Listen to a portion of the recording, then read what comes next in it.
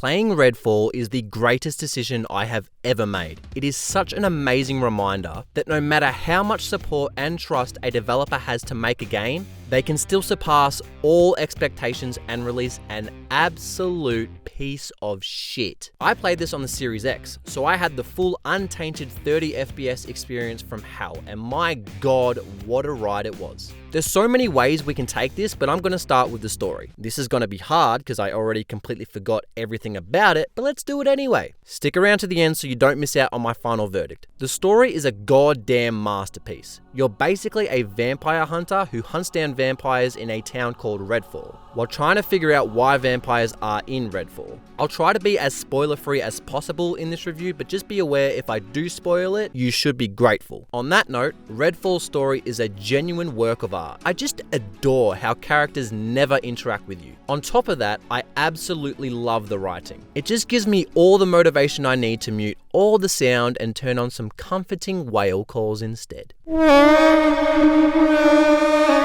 And oh man, the world. It's just magnificent. It's so large, it takes such a long time to get across. Boring. And is never interesting to look at. Even blind people can appreciate the beauty of this game. And I tell you what, the missions. Oh my god, the missions. Arcane has gone above and beyond to make this game environmentally friendly. Even the missions are recycled. Good on you, Arcane. Good on you. The story is not like watching paint dry. It's better than that. It's like watching dry paint get even drier. This is inspirational to me in so many ways. I felt like my life was being drained from me every second I played this game. It really made you feel like a vampire's prey. That right there is true immersion. Arcane, I don't know how you've done it, but damn it if I ain't impressed. The story is presented in a segmented fashion, but the next part is what I love the most. You can't progress the main missions unless you do the side missions. I just love it when game developers encourage me to do the side content, especially when it's forced encouragement. Let's have a chat about the gameplay. I just love looter shooters, don't you? It's even better when the guns are boring, unoriginal, and really bland to use. I just think there's something so deep about that. It's such a bold decision to copy every game that's come before you. Now, before we dive a little deeper, I will preface this by saying that I will try to avoid talking about the bugs, and don't you worry, there are practically millions of them. They will get patched out eventually, and in the grand scheme of things, I have no idea why you'd actually even play this game anyway, so why even care? However, I do want to get a few funny ones out the way. Here are some.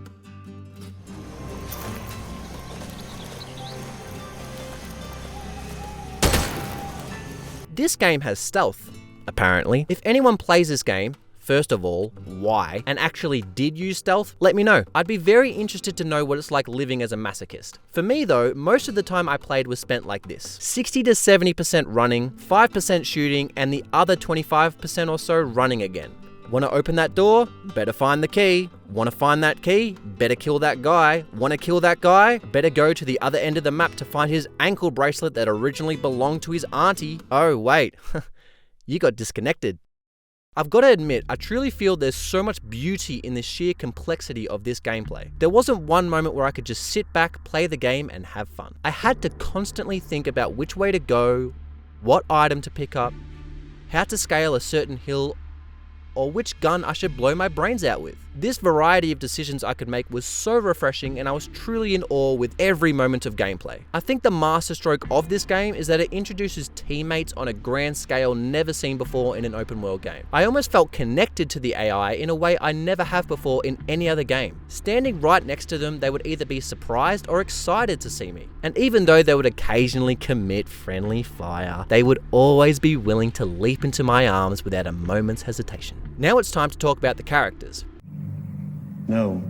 And now that that's done, on to the next part. Redfall is a looter shooter, and you better believe it has the same UI that every looter shooter in the world has. I have so much respect for that. Loyalty is so underrated nowadays. Enemy variety is very simple, which is great. There's vampires, and then there's humans. As you play throughout the game, you get skill points, which you can use on skills. You only have 3 though, so you better choose carefully, especially when it takes 17 years to level up. And that's another part of this game I love. People might say that games should reward you for the time you invest into them. I disagree. Redfall is a perfect example that punishment is just as good as reward. Earning cool and useful skills only after the end credits and not before means that the player has to play the whole game first before they have fun.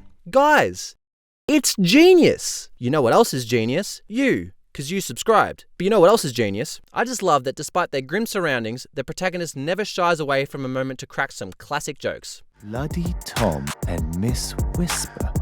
It sounds like the punk bands from Dad's pirate radio days. Oh man, you make me laugh. I think it's fantastic that if you're a fan of other Arcane games like Prey and Dishonored, you are getting a completely different game here. Everything you know and love from those franchises has been completely changed, and I think that's great. Having a completely dead world that limits every single encounter you have throughout the game is super inspiring, as it encourages you to play in ways you never thought to do so before or ever wanted to. This is innovation at its very peak, and it's a brave move by Arcane to evolve their formula to such a degree that it is unrecognizable. It's amazing how in such a dark and grim world, the tone is never consistent and we're always reminded of the goofy nature of the characters, the story, and the mechanics. That is true creative vision, and Arcane, you deserve a round of applause.